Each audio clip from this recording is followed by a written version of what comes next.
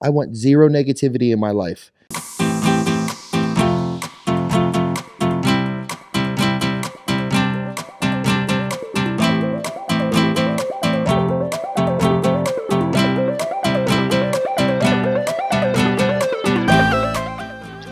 Welcome back to Fishing Without Bait, a lifetime without definitive expectations, where we help people explode into their lives through full impact mindfulness.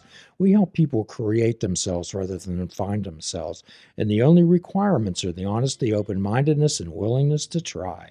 And we're going to continue our conversation with Shane, our pro wrestler, pro fighter, and pro trainer, and also a faith-based individual. Stay tuned. In these past 5 to 6 months of my life that I realized I had absolutely nothing to do with. Now, we always have a choice. And I decided to look. I opened my eyes. I allowed him to speak to me. And I accepted it, and I started going to church weekly. And again, building the men around me, my boxing coach. Just by happenstance, I was at a promo event doing tapings. He was leading a Christian ministry. What are the chances, right? What is the coincidence of this happening? Very slim, right? But God doesn't make mistakes. There are none. And that's one thing I've learned this year. Everything happens for a reason. And I'm exactly where I'm supposed to be. That's exactly the reason we're here. That's why we're sharing this story together. That's why I'm able to speak freely about my life, because I want to turn my pain into purpose. Well, in the 12-step world, Shane, we believe that if we're present and aware, then the Creator will put people, places, things, situations in front of us. Mm-hmm. And if we're there to witness them, then they'll have some meaning for us. But most of the time, we have so much chatter going on in our heads that we wouldn't know if creation was happening 10 feet away from us. Yeah. Especially today in the world of digital media and cell phones, when everyone is here. If I put this in front of your face, can you see me? Right? But I move it just a degree. And the whole world, the whole perspective changes. Most people wake up in the morning, Shane, feeling that they're already behind because they think they have so many obligations. But rather than sort this out, they drown themselves in sound. They drown themselves in TikTok, Instagram, Facebook, Snapchat, emails, music, TV. They drown themselves in noise. Mm-hmm. So whenever I moved, because you mentioned all of those, including television, whenever I moved out and got my new house, my new location, I didn't have a TV even on my walls or in my building for 8 months. That's how little it meant to me. It wasn't what I was doing. That wasn't part of my purpose. But I did use social media, but I used it for good. I used it for power. I used it for inspiration, and I used it to help other human beings. And I've been able to coach people, thankfully, literally across the world. Mike and I always have a little bit of push back and forth between each other on this, as he is the media person.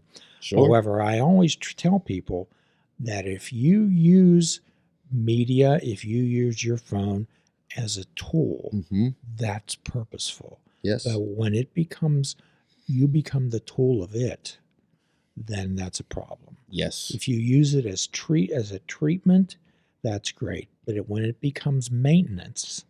Yeah. And I'm victim to it. I'm guilty of it, right? Like there's sometimes I'm just doom scrolling for no reason other than just occupying my mental capacity for no reason. And I'm getting zero positive out of it. Now, thankfully, over this last year, I've curated my algorithm to give me more beneficial stuff. So there's a lot of fitness.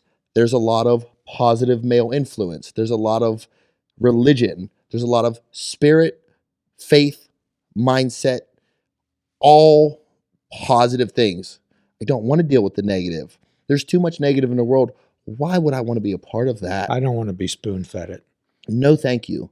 When I go home at night, I detox myself by watching a couple Three Stooges shorts. I love that.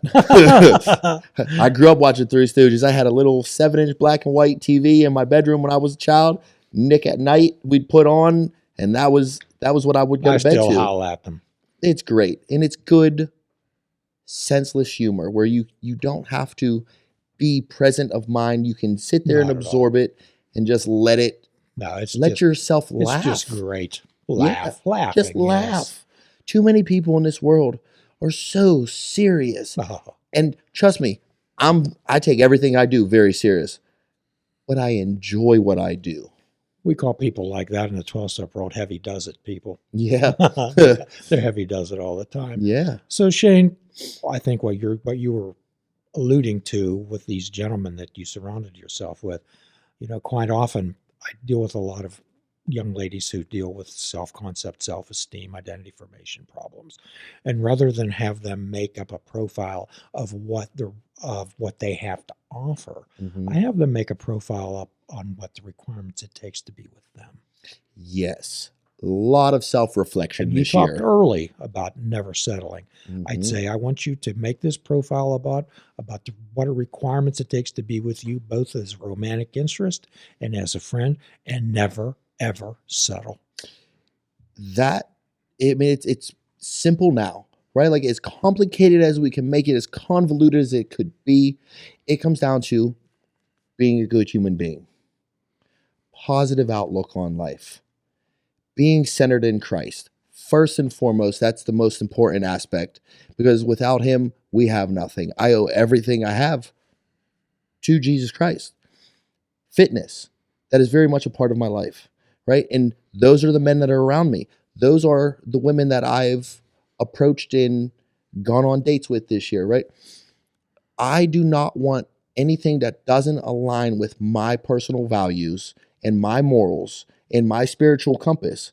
I want zero negativity in my life because I'm sure you've heard it. Oh, I don't do drama, right? How many people say that? How many people on social media are like, drama's not for me? And then there's 18 babies' dads or whatever the case may be. But no, thank you. I want what I want. I know what I want. It took me a long time, right? I thought I had everything that I needed in my life, and my world was turned upside down. And I realized I was filling it incorrectly, and I refuse to do that again. Nobody plans for a bee sting. No.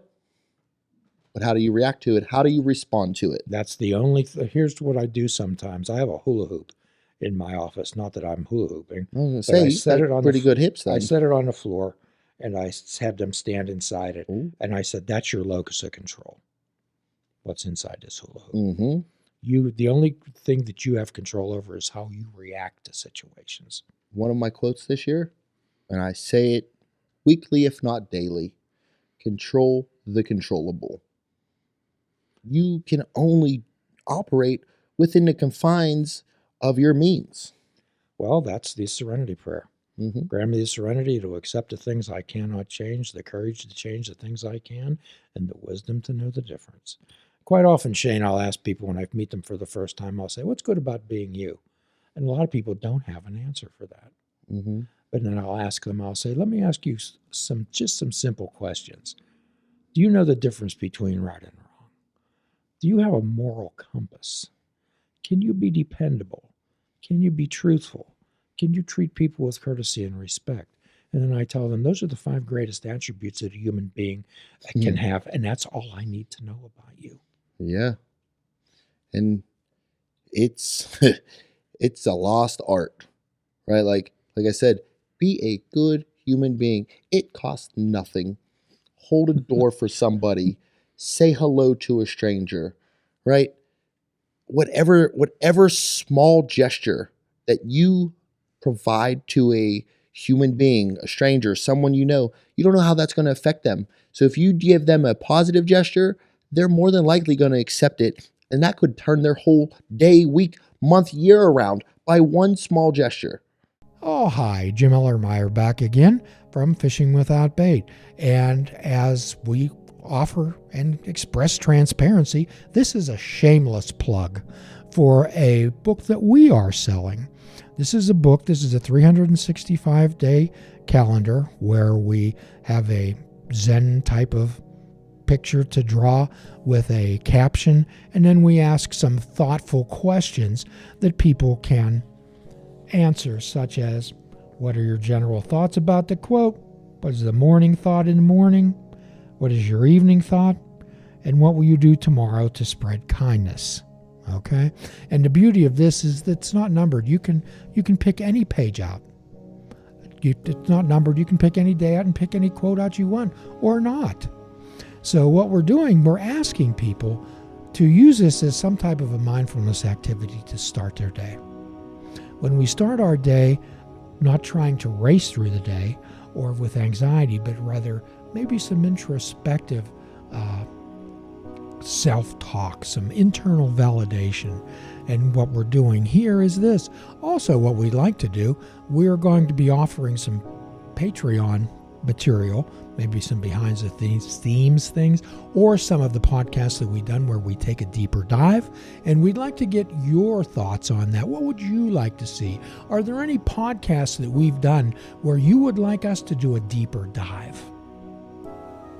So you can please contact the show, and we'd be glad to explore that. And as always, we're looking for stories of recovery. Everybody's in recovery from something. We like to know how you got here from there. And please be good to yourself. And yes, this is a shameless plug.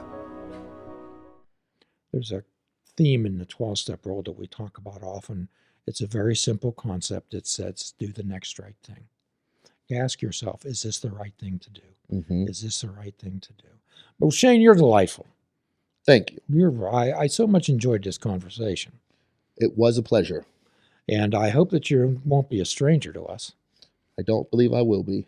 So we'll be, at some point, it may not be exactly the 500th podcast, but we're going to have a get-together, a celebration. Okay. And we'd certainly like to invite you. We really appreciate your presence here. I truly appreciate the second invite, because you get one invite, that doesn't count. But if you get invited back a second time, that's what means the most. We would definitely want you to come back. Now, listen, you got to tell us about the peanut butter, Shane. Oh, yes, the peanut butter. Of course. How could we forget? So I love peanut butter. Again, I grew up poor. I loved peanut butter and jelly sandwiches. That was just a staple in my life. I didn't realize I would dunk those suckers in milk every night. That was my snack because we couldn't afford a lot of things. So what do you get? Peanut butter, jelly, bread. It's like $5. You get infinite sandwiches for $5. But it grew into something much larger. During COVID, I put one video out, and it was the catalyst. I put peanut butter on my eggs, and it went viral. It caught wildfire, and it was great. But a lot of people didn't know this was a lesser-known bodybuilding hack for breakfast. Good proteins, good fats, 0 carbs. Those are your macros. How do you start your day with energy? Protein and fats. You're set. So I started to eat it. Then I started to make other worldly, crazy concoction. I was putting peanut butter on everything at this point. I stuffed pizza crust with peanut butter once. It got out of hand. I would like to say it's a healthy obsession, but we know about obsessions. However, I gained the interest of a few different companies, some national, some global. One brand called Fucking Nuts. F-O, not you. K-K-E-N. And during my wrestling career, my followers, I affectionately dubbed them the Peanut Butter Platoon. Fucking Nuts honored me with a peanut butter, 5 different types of peanut butter in peanut butter, and named it Peanut Butter Platoon. Oh, boy. I had my own peanut butter at this point. That then garnered the attention of Butterfinger. So much so that they sent me a custom engraved championship title. Wow. And proclaimed me the peanut butter champion of the world. Can't make this stuff up. It is blue, it is gold, and it's quite obnoxious. But I defended that sucker all over the United States, even in France. Oh, boy. Wrestling. So I saw that at some point, maybe recently, you participated in a tribute to Bruno Sammartino. Mm-hmm. Tell us about that. So a local company here, Bruno Sammartino, immigrant, but moved to Pittsburgh.